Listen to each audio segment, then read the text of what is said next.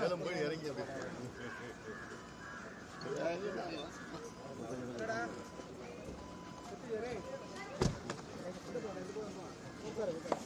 ஐயா நிகழ்ச்சியில் பங்கேற்கிறீங்களா ஐயா?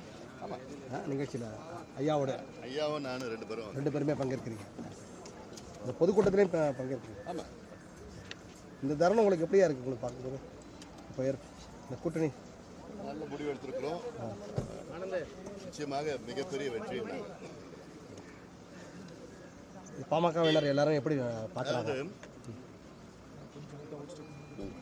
கடந்த ஓராண்டு காலமாக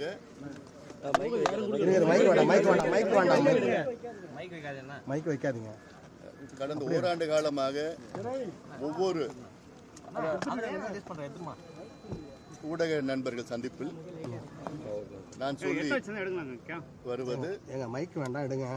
எங்களுடைய 2024 மக்களவைத் தேர்தல் முடிவுகள் 2026 சட்டமன்ற தேர்தல் முடிவுகளை பொறுத்து இருக்கும், அது சம்பந்தமாக இருக்கும் என்று தொடர்ந்து நான் வலியுறுத்தி வந்தேன்.